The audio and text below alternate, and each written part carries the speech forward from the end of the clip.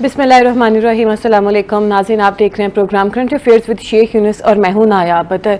आज हम बड़ी बड़ी खबरों के ऊपर बात करेंगे जो कि दुनिया भर में ताकत के तवाज़ुन को हिला देने वाली खबरें हैं, जिसमें पाकिस्तान और चीन की नई दिफाई डील से भारत में हलचल हो गई है। वो सर पकड़ कर बैठ गया है, खौफजदा है और तुर्की के हाइपरसोनिक मिसाइल ने खत्ते में खतरे की घंटी अलग बजा दी है। और सबसे इंपॉर्टेंट जो है वो ये है कि ईरान और अमेरिका के दरमियान कशीदगी नई सतह पर पहुंच चुकी है। क्या आलमी जंग का खतरा बढ़ रहा है और क्या बिन्यामीन नेतन्याहू जो हैं वो मुश्किल में हैं? इन टॉपिक्स पे बात करने के लिए मेरे साथ हमेशा की तरह स्टूडियो में मौजूद हैं शेख यूनुस साहब। सर अस्सलाम वालेकुम, बहुत शुक्रिया आपके टाइम का जी। और शेख साहब के साथ साथ हमें ज्वाइन किया है चेयरमैन तहरीक जवानाने पाकिस्तान अब्दुल्ला हमीद गुल साहब ने। सर अस्सलाम वालेकुम और बहुत शुक्रिया आपके टाइम का। अच्छा चलिए, अभी हमें उन्होंने ज्वाइन नहीं किया है। सर सबसे पहले मैं आपसे जो है प्रोग्राम का आगाज करूंगी। आप बताइएगा कि सर ये जो पाकिस्तान और चीन के जो नई दिफाई डील से भारत में हलचल पड़ गई है, आप क्या समझते हैं कि उनको क्या तकलीफ हो रही है इस चीज से, उनको क्या प्रॉब्लम है? ये तो पाकिस्तान के लिए एक बहुत बड़े फख्र की बात है। बहुत शुक्रिया जी सर। इंडिया और पाकिस्तान के दरमियान जो पिछले साल हमने जो मामला देखे थे 10 मई के, वो पूरी दुनिया के सामने थे। पाकिस्तान की जो फोर्सेस हैं, इन्होंने 10 मई को उसके बाद के जो हालात थे, उस लिहाज से पाकिस्तान ने जो अपनी दफाई तैयारियां हैं ये उसी वक्त से शुरू कर दी थी। तो ये जो मौजूदा जो डील हुई है, ये J-35AE एक 5th जनरेशन ये तैयारा है, एयरक्राफ्ट है, जिसकी पाकिस्तान और चाइना की डील तकरीबन फाइनल हो चुकी है। और ये पाकिस्तान को 40 के करीब तैयारे ये मिलने जा रहे हैं। अच्छा। और मैं आपको थोड़ा सा और बताता चलूँ, इस तैयारे मिलने के बाद जो इंडिया की जो फ़ज़ाई बर्तरी है, जो उनके पास F-16 है, उसके अलावा जो अब इसके साथ जो राफेल तैयारे हैं और राफेल तैयारों की जो अपग्रेडेशन है, जो भी इंडिया की जो 4.5 जो जनरेशन उनकी बनती है राफेल तैयारों की, अब तकरीबन उनकी डील चल रही थी 117 तैयारों की, वो $36 बिलियन की डील थी, जो तकरीबन अभी जो समझ लें कि अपनी तकमील के आखिरी मराहल में है। अगर पाकिस्तान और चाइना के साथ ये मामलात खुश असलूबी के साथ तय हो जाते हैं, जो तकरीबन हो चुके हैं, और पाकिस्तान को ये तैयारे मिलने जा रहे हैं, इसकी मैं आपको थोड़ी सी डिटेल बताता चलूँ। ये 5th जनरेशन एयरक्राफ्ट है और ये सिर्फ और सिर्फ जो आप कह लें कि दुनिया के 3 ममालक हैं, ये उनके पास ये जो तैयारे 5th जनरेशन मौजूद हैं। उनमें आपको पता है अमेरिका है, उसके पास F-35 है, और उसके बाद हम चाइना को देखते हैं, चाइना के पास जो 5th जनरेशन है वो J-35AE, जो पाकिस्तान को 40 तैयारे मिलने जा रहे हैं, वो हैं। उसके बाद J-22 है, और उसके साथ साथ हम ये देखते हैं कि रशिया जिस तरीके से दिफाई टेक्नोलॉजी में आगे है और मॉडर्न जो इलेक्ट्रॉनिक वारफेयर सिस्टम उनका बहुत ज़्यादा एडवांस है, तो रशिया के पास भी जो 5th जनरेशन जो एयरक्राफ्ट है, जो तैयारा है, वो सुखोई के नाम से है। तो इन 3 ममालिक के पास ये ऑलरेडी तैयारे मौजूद हैं। अब ये पाकिस्तान ये चौथा मुल्क होगा जिसके पास ये 5th जनरेशन जो है ये तैयारा आएगा, और उसके साथ साथ जो इंडिया की फ़ज़ाई बर्तरी है वो हमें बिल्कुल ख़त्म होती हुई नज़र आ रही है। तो हमने ये देखा जिस वक्त ये डील की बातें सामने आई कि ये इनको इंडियन मीडिया को ये पता लगा कि ये पाकिस्तान को तैयारे मिलने जा रहे हैं, और इसके साथ एक और चीज़ होती है जो PL-15 जो लॉन्ग रेंज बैलिस्टिक मिसाइल है, वो भी आप इसके साथ जो है ना लगा सकते हैं। अगर वो मिसाइल इस J-35 के AE के साथ लग जाता है तो समझ ले कि ये इंडिया का जो रोना धोना है, जो इंडियन मीडिया की जो चीखो पुकार है, जो इंडियन गवर्नमेंट की तरफ से जो उनको तहफ़्ज़ात का इज़हार किया जा रहा है, वो बिल्कुल ठीक है। वो इसकी वजह क्या है? ये उसकी वजह ये बनती है जब J-35AE और उसके साथ PL-15 बैलिस्टिक मिसाइल पाकिस्तान को मिल जाएंगे, तो उस वक्त पाकिस्तान की इंडिया के ऊपर जो फजाई बर्तरी है वो कायम हो जाएगी। वो किस तरह होगी? वो इस तरह होती है कि इंडिया के जितने भी जो उनके दिफाई निज़ाम है, जो उनके डिफेंस सिस्टम है, उसमें S-400 आता है, दूसरी चीज़ें आती हैं, वो समझ लें कि इस J-35 के सामने बिल्कुल नकारा हो जाते हैं। वो नकारा इस तरीके से हो जाते हैं क्योंकि ये 5th जनरेशन स्टेल्थ टेक्नोलॉजी है और ये इंडिया का कोई भी रडार इसको डिटेक्ट नहीं कर सकता। जिस वक्त उनके रडार इसको डिटेक्ट नहीं कर सकेंगे और इसके साथ साथ जिस तरीके से PL-15 जो बैलिस्टिक मिसाइल हैं उनके जरिए हम दुश्मन को, उनके टारगेट्स को पूरे इंडिया के अंदर जो ये लॉन्ग रेंज जो है ना बैलिस्टिक मिसाइल है हम हिट कर लेंगे, तो इसके साथ इंडिया की फजाई बर्तरी बिल्कुल खत्म हो जाएगी। उन्होंने जो अरबों डॉलर्स लगाए हैं, अभी जो 36 बिलियन डॉलर की राफेल तैयारों की डील होने जा रही है, वो भी तैयारा जो है वो 4.5 जनरेशन है, वो 5th जनरेशन नहीं है। तो वो 36 बिलियन डॉलर लगाने के बावजूद जो रूस से जो है ना वो दिफाई निज़ाम जो है ना लेने के बावजूद हमने ये देखा S-400 के बाद अब वो S-500 के लेने जा रहे हैं। लेकिन J-35 AE के सामने ये सारी टेक्नोलॉजीज जो हैं, जो सारे डिफेंस सिस्टम जो हैं वो बिल्कुल नकारा हो जाते हैं। तो इस वजह से जो इंडिया की जो चीखो पुकार है, जो इंडियन मीडिया इस वक्त रो रहा है, जो इंडियन गवर्नमेंट जो है अपने तहफ़्फ़ुज़ात का इजहार कर रही है, वो बिल्कुल ठीक है। अब ये J-35 जिस वक्त पाकिस्तान की अफवाज में शामिल होगा, उसके बाद आप जो है इंडिया की जो फजाई बर्तरी है उसको ख़त्म करके आपको पाकिस्तान को एक एज मिल जाएगा।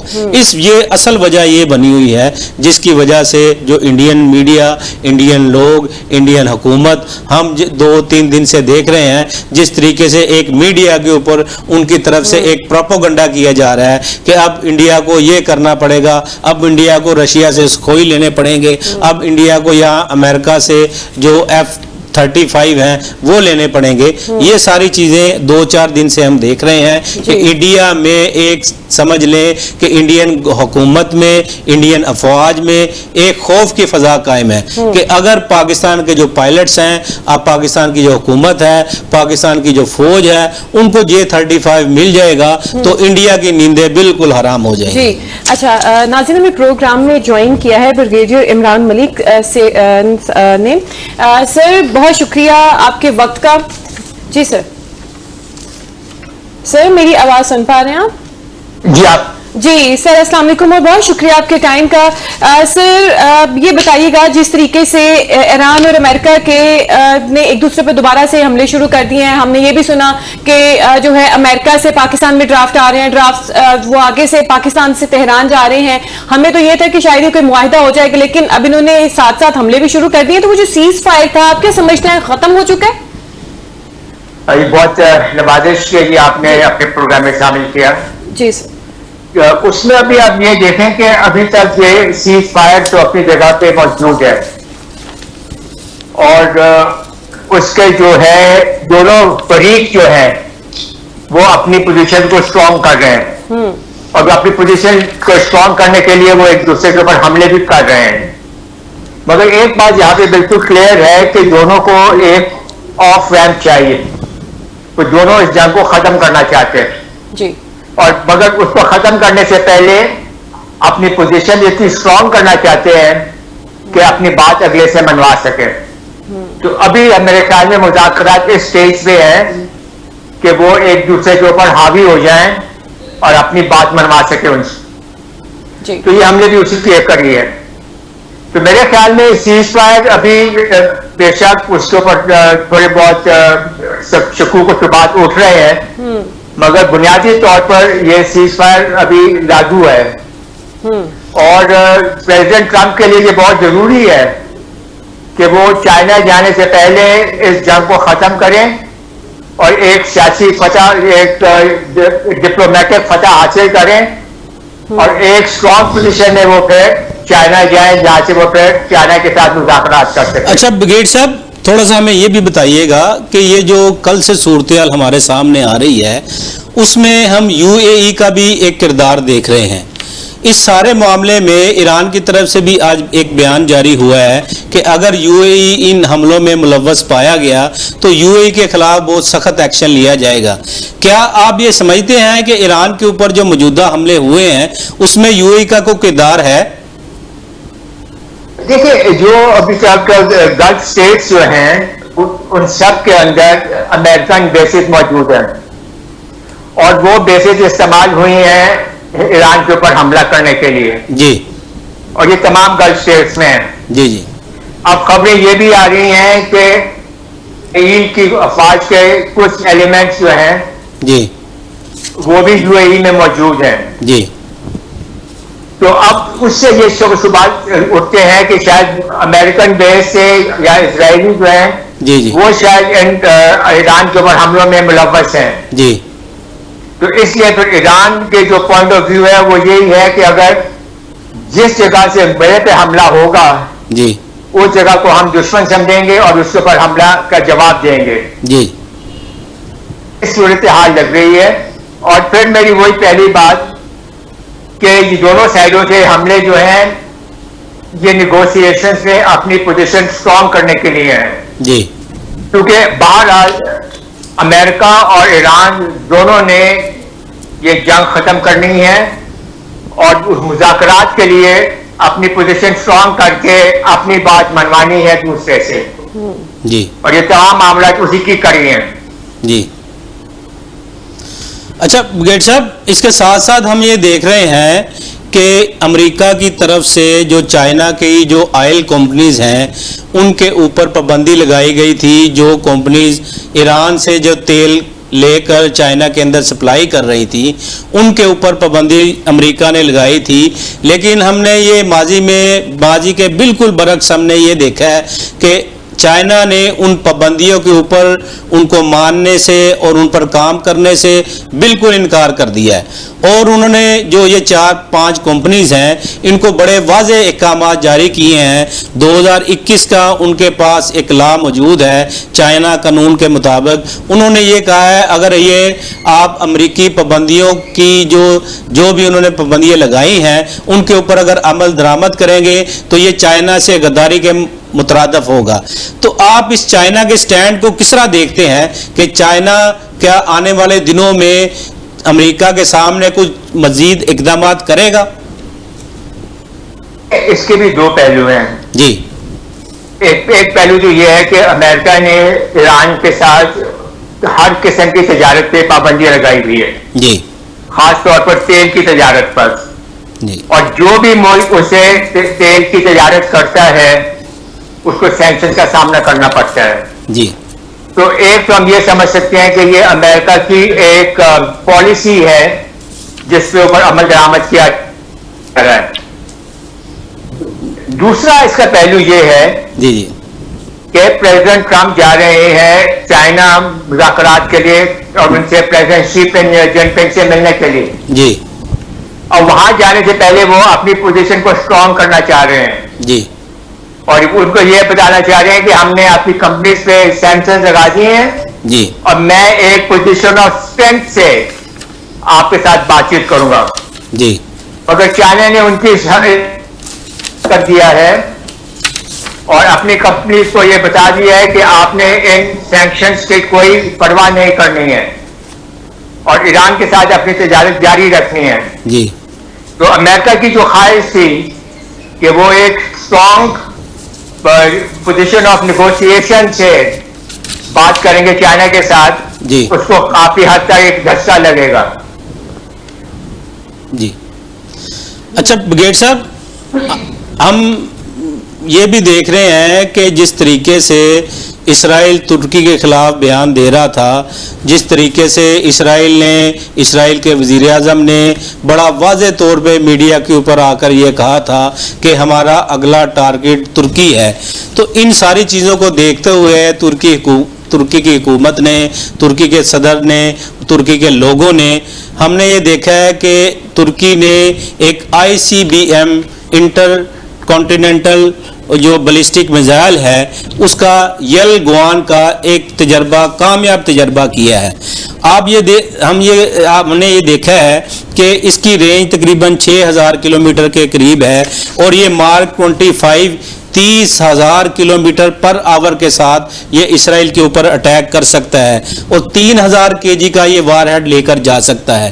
آپ کیا سمجھتے ہیں اس کامیاب تجربے کے بعد کیا اسرائیل کی وہ ہٹدرمی، اسرائیل کی جو بیانات ہیں اس میں کچھ کمی آئے گی؟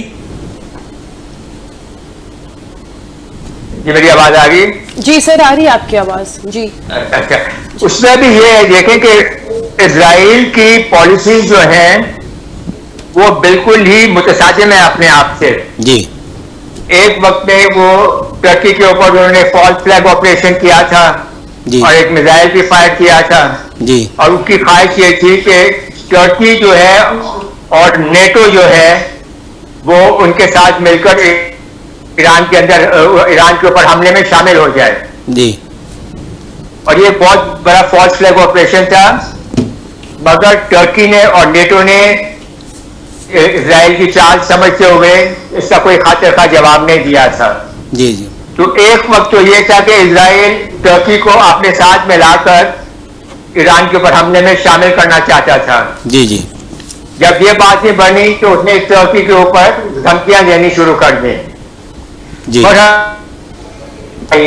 جی کہ ٹرکی جو ہے وہ ایک بہت مضبوط ملٹری اور اکنامک پاور ہے، جی نیٹو کا وہ ایک حصہ ہے. جی بالکل. اور نیٹو کا ایک جو نیٹو کا چارٹر ہے اس کا آرٹیکل 5 کہتا ہے کہ کسی ایک ملک پہ حملہ سارے تمام ممالک پر حملہ تصور کیا جائے گا.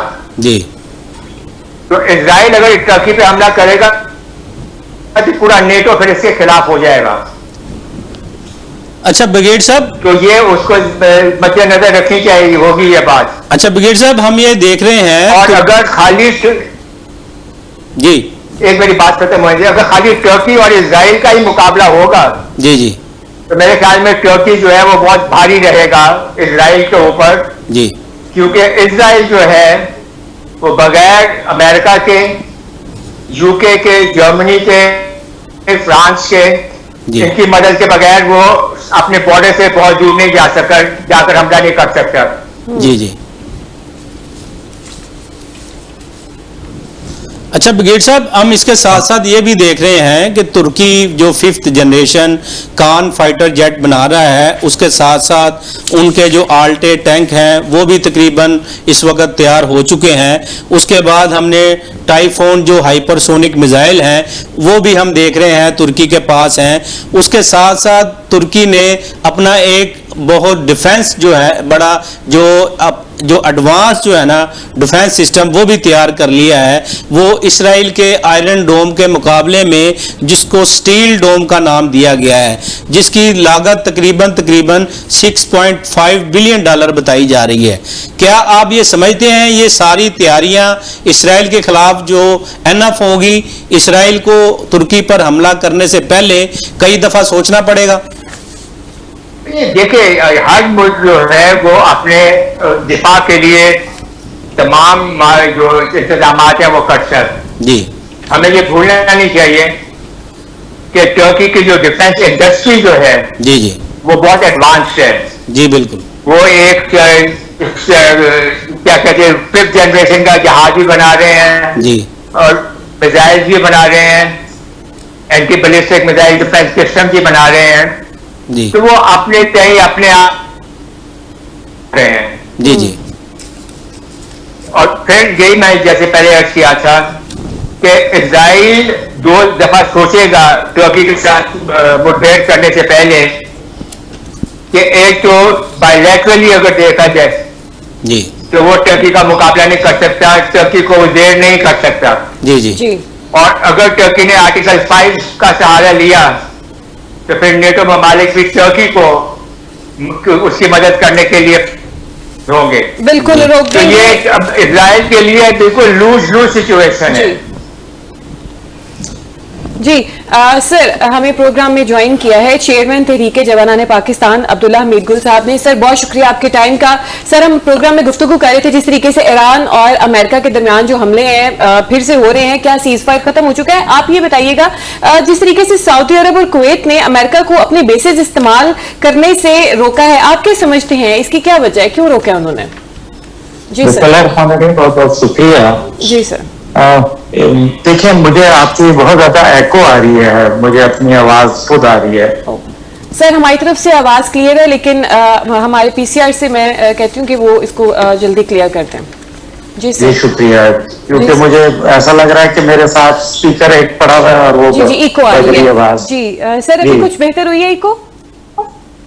میں نہیں, مجھے ابھی بھی وہی سیم سچویشن. بہرحال دیکھیں جو اس طرح سے بات کرنا مشکل ہو جاتا ہے, لیکن میں صرف یہ گزارش کروں گا کہ ابھی حالات جا رہے ہیں وہ میرے خیال میں ساری دنیا کو ریئلائز کرنا شروع کر دیا ہے, خاص طور پہ عرب دنیا, جنہوں نے آپ کو معلوم ہے قطر نے اور سعودی عرب نے دوران جنگ ہی یہ فیصلہ کر لیا تھا کہ وہ اب قطر کے جو امریکہ کے ڈیفنس سسٹم کے بجائے یوکرین کے ڈیفنس سسٹم کو جو ہے وہ ترجیح دیں گے, اور انہوں نے دوران جنگ معاہدہ کیا زیلنسکی صاحب کے ساتھ. جہاں تک تعلق ہے, آپ کو پتہ ہے ایران نے واضح کیا تھا کہ یہ جو اڈے وہاں استعمال ہو رہے ہیں ان کے لیے وہ انہوں نے واضح بتایا تھا کہ یہ اڈے وہاں ختم کرنا پڑیں گے. اور میرا خیال ہے کہ اب دنیا نے بھی یہ اندازہ کر لیا ہے کہ یہ اڈے ان کے لیے کاؤنٹر پروڈکٹیو ہو رہے ہیں, یہ نقصان دے رہے ہیں بجائے فائدہ پہنچانے کے لیے. اس لیے میرے خیال ہے کہ سعودی عرب, کویت اور دیگر ممالک نے چند فیصلے کیے ہیں قطر سمیت کہ وہ اب جو انحصار ہے وہ یا تو خود اپنے زور بازو پہ کریں گے یا پھر وہ امریکی اڈوں کی موجودگی, کیونکہ ان کے لیے صرف مشکلات میں اضافہ کر رہی ہے.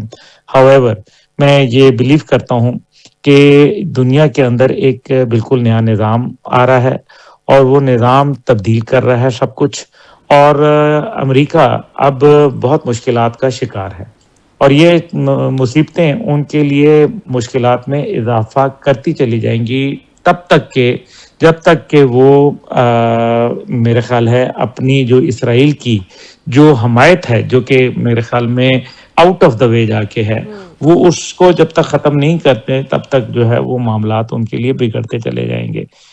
نتیجہ یہ نکلے گا کہ امریکہ سپر پاور کا سٹیٹس بہت تیزی سے ختم ہو جائے گا, اس کا جو ہو چکا ہے واحد سپر پاور کا, لیکن وہ جو ایک ساتھ دوسری سپر پاور ہے, یعنی کہ دیگر 3 سپر پاوروں میں سے ایک کا جو اس کا ایک سٹیٹس ہے وہ بھی اس کے لیے ختم ہو جائے گا.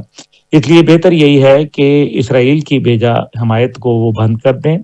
عرب دنیا کو معلوم ہے کہ اسرائیل ایک گریٹر نقشہ رکھتا ہے, اور اس نقشے کے اندر وہ چاہتا ہے کہ کسی صورت جو ہے وہ سعودی عرب کا جو مدینہ منورہ کا علاقہ ہے اس کے اندر بھی وہ اپنے آپ کو وہ کہتا ہے کہ یہ ہمارا حصہ ہے. یہ وہ تمام چیزیں ہیں جو ان کے لیے ایک میرے خیال میں مشکلات میں اضافہ کر رہی ہیں, اور یہ اب عرب دنیا سوچنے پہ مجبور ہے کہ مستقبل میں پاکستان کے ساتھ کھڑا ہونا ہے یا ان کو جو ہے وہ امریکہ کے ساتھ کھڑا ہونا ہے. لیکن لگتا یہی ہے کہ پاکستان کے ساتھ معاملات بہتری کی طرف جا رہے ہیں, اور امریکہ آج نہیں تو کل جب ایران کو چھوڑ کے جائے گا تو ایران ایک مسلمہ حقیقت کے طور پر ابھر کے سامنے آئے گا. ظاہر ہے جس کو کوئی بھی, جس کو کہتے ہیں کہ کوئی بھی ملک اس کو نظر انداز نہیں کر پائے گا. اور جو پاکستان کا ایک تعلق ہے وہ صرف بنیادی طور پہ اسلام کی بنیاد پہ نہیں ہے, بلکہ وہ ایک ڈیٹرنس کی بنیاد کے اوپر بھی ہے. کیونکہ ٹھیک ہے کہ جو ہمارا نیوکلیئر ہے وہ ہمارے اپنے ذات کے دفاع کے لیے ہے, لیکن ہم جب کسی ملک کے اندر دفاع کرنے جاتے ہیں تو اس کے پیچھے ہماری نیوکلیئر طاقت بھی موجود ہے, اور یہ ایک بہت بڑا ایلیمنٹ ہے جو پاکستان کے پاس حاصل ہے, کسی اور کے پاس نہیں. اس لیے میں یہ سمجھتا ہوں کہ آنے والے وقتوں میں پاکستان کے کردار کو میں نکھرتے ہوئے دیکھ رہا ہوں, اور امریکہ کے کردار کو مشرق وسطیٰ میں سکڑتے ہوئے دیکھ رہا ہوں. عبداللہ صاحب تھوڑا سا ہمیں یہ بتائیے گا, آپ کی ماشاءاللہ جو پریڈکشن ہے اس کو پاکستان کی عوام سنتی ہے, اور جس طریقے سے آپ کے والد صاحب کی جو پریڈکشنز ہوتی تھی جو آج تک ہم سچ ہوتی ہوئی ہمارے سامنے نظر آ رہی ہیں، آپ کی پریڈکشنز کو بھی لوگ اسی طریقے سے دیکھتے ہیں. ہمیں یہ تھوڑا سا یہ بتائیے گا، یہ جو پائپ لائن ہے حبشان سے فجیرہ تک کی، جو ابو ظبی کی جو آئل منسٹری ہے، انہوں نے یہ 2012 سے یہ پروجیکٹ شروع کیا تھا. یہ جو پائپ لائن ہے جو حبشان ابو ظبی سے فجیرہ تک آتی ہے، یہ 400 کلومیٹر لمبی یہ پائپ لائن ہے. اس کے ذریعے یہ جو اسٹریٹ آف ہارموز ہے اس کو بائی پاس کیا جا سکتا ہے. یہ جو اسرائیل کی جو افواج کی موجودگی، آئرن ڈوم کا لگنا، یہ ساری چیزیں کیا اس وجہ سے ہیں کہ جس طریقے سے یو اے ای، انڈیا اور اسرائیل کا ایک گٹھ جوڑ ہمارے سامنے نظر آ رہا ہے، کیا آپ یہ سمجھتے ہیں کہ یہ جو پائپ لائن ہے، یہ جو حبشان سے فجیرہ تک کا یہ جو معاملہ ہے، اس کے ذریعے اسٹریٹ آف ہارموز کو بائی پاس کیا جا سکتا ہے؟ نہیں، ویسے تو دیکھیں ٹیکنیکلی تو کیا جا سکتا ہے، لیکن کیا ایسے ہونے دیا جائے گا؟ پائپ لائن ہے نا جی، آپ کو پتہ ہے پاکستان میں آئے دن بلوچستان میں جب وارداتیں ہوتی ہیں تو ہم دیکھتے ہیں کہ کبھی بجلی اڑا دی جاتی ہے، کبھی ریلوے ٹریک اڑا دیا جاتا ہے، اور کبھی گیس کی پائپ لائنز کو اڑا دیا جاتا تھا. آپ اتنی بڑی پائپ لائن کو کیسے سیکیور کریں گے؟ نمبر 1. نمبر 2 یہ ہے کہ آپ جس کو سیکیور کرنے کے لیے جن لوگوں کا استعمال کرنے جا رہے ہیں، جی آپ نے دیکھا آئرن ڈوم، جس کا بھی آپ سٹیل ڈوم کا بھی ذکر فرما رہے تھے، جی تو کیا وہ بچ گیا؟ کیا اس نے کوئی اسرائیل کو فائدہ دیا؟ جو 15 بیٹریز ٹوٹل بنی تھیں، جی جی اس میں سے 14 تو اسرائیل کو پروٹیکٹ کر رہی تھیں. جی تو اسرائیل کو تو وہ کر نہیں سکیں. یو اے ای کو جو ایک بیٹری تھی اس نے کیا پروٹیکٹ کر لینا تھا؟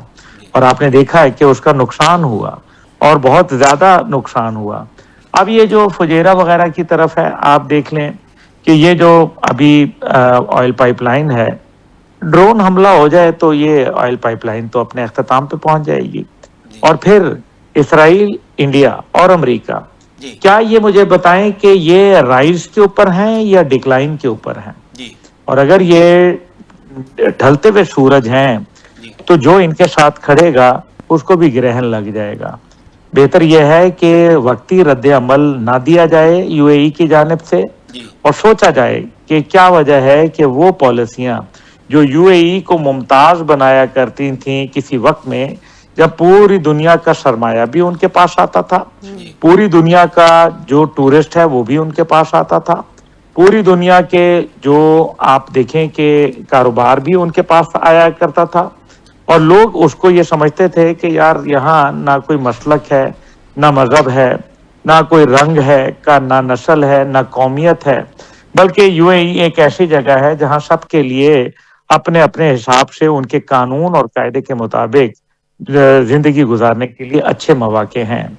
لیکن اگر وہ اپنی لائنز کو چینج کرے گا تو میں نہیں سمجھتا کہ یو اے ای کو اس کا فائدہ ہوگا. اوپیک اور اوپیک پلس سے باہر نکلنا، عرب دنیا کے ساتھ اور سعودی عرب کے ساتھ جو ہے براہ راست آمنے سامنے کھڑے ہونا، اور ایک ایسے ملک کے ساتھ کھڑا ہونا جس کو پوری دنیا نے، یا مسلم دنیا تو اپنی جگہ، لیکن آج تو یورپین یونین بھی یہ کہنے پہ مجبور ہو گئی ہے کہ ایسوسیٹڈ ممبر کے طور پر بھی اسرائیل کو وہاں سے فارغ کر دیا جائے. جی جی اگر ٹیکنالوجی کی بنیاد کے اوپر یہ ساری کامیابیاں ہو رہی ہوتی تو پاکستان کبھی بھی بھارت کے اوپر شبکت نہ لے جاتا، کبھی بھی جو ہے وہ ایران، اسرائیل اور امریکہ کا بیک وقت مقابلہ نہ کرتا.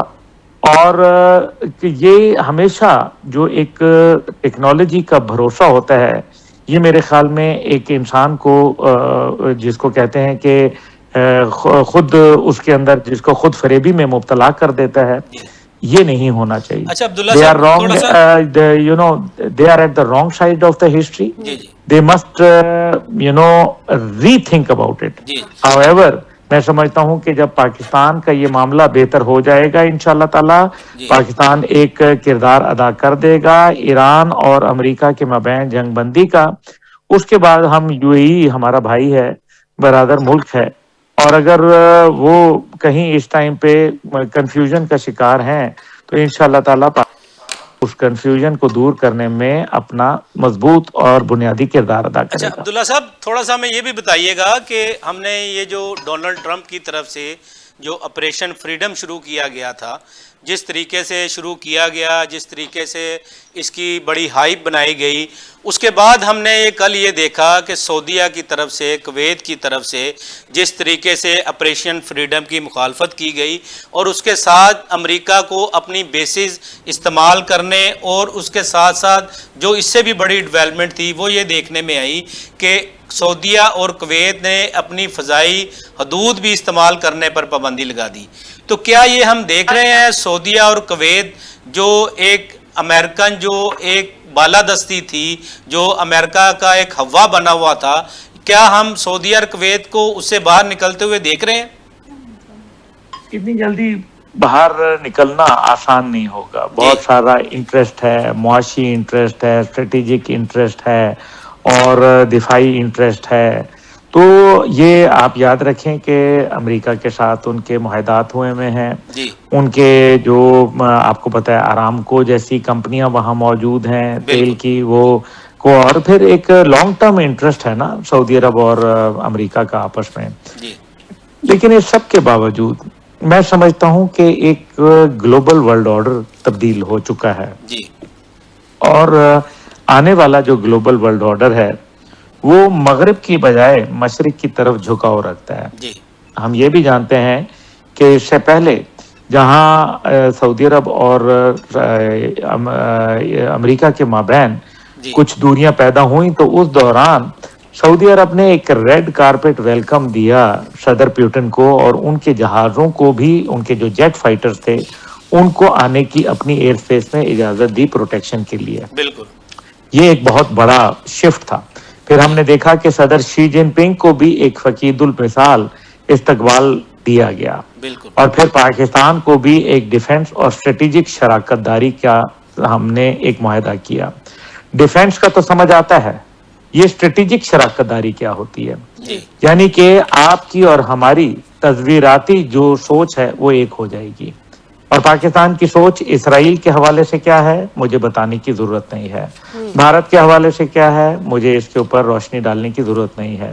اور ہم یہ بھی جانتے ہیں کہ امریکہ اس ٹائم پہ جن ممالک کے ساتھ کھڑا ہے وہ ممالک مشکلات کے اندر گھر چکے ہیں، اور یورپ میں بھی تنہائی کا شکار ہے، اور آنے والے وقتوں میں امریکی صدر کو اب سوچنا پڑے گا کہ ان کو بہرحال چین جانے سے پہلے مسئلہ ایران جنگ اس کو ختم کرنا پڑے گا، اس کو طے کرنا پڑے گا، نہیں ہے تو پھر جو چین اور امریکہ کے درمیان میں جو ٹاکس میں پہلی بات ہوگی وہ آبنائے ہرمز کی ہوگی، اور وہ ساتھ ہی ساتھ اس کا دوسرا جو پہلو ہے وہ جنگ بندی کے حوالے سے ہوگا۔ اب جو آپ نے بات کہی وہ بھی بڑی اہم ہے، وہ اس لیے کیونکہ اب اگر آپ ایئر اسپیس بند کر رہے ہیں تو اس کا مطلب یہ ہے کہ آپ نے اب اپنا سوچ کے اندر ایک واضح تبدیلی لائے ہیں۔ یہ علیحدہ بات ہے کہ اسپین نے جب یہ کہا تو امریکہ نے ڈٹائی سے کہا کہ ہم ہر کچھ کریں گے، تمہاری ایئر اسپیس بھی یوز کریں گے، جاؤ جو کرنا ہے کر لو۔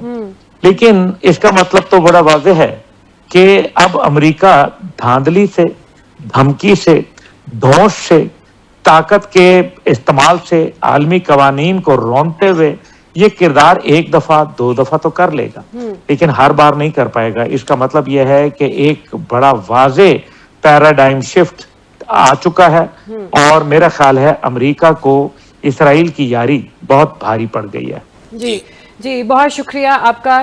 چیئرمین تحریک جوانان پاکستان عبداللہ حمید گل صاحب ہمارے ساتھ موجود تھے، ان کے ساتھ ساتھ ہمارے ساتھ بریگیڈیئر ریٹائرڈ عمران ملک صاحب موجود تھے۔ بہت خوب کہا، اور انہوں نے یہی کہا کہ ایران بھی یہی چاہتا ہے، امریکہ بھی یہی چاہتا ہے کہ کسی نہ کسی طریقے سے یہ سیز فائر جو ہے قائم رہے، جنگ بندی ہو جائے، اور جو ہے چیزیں اپنے معمول کے اوپر آ جائیں۔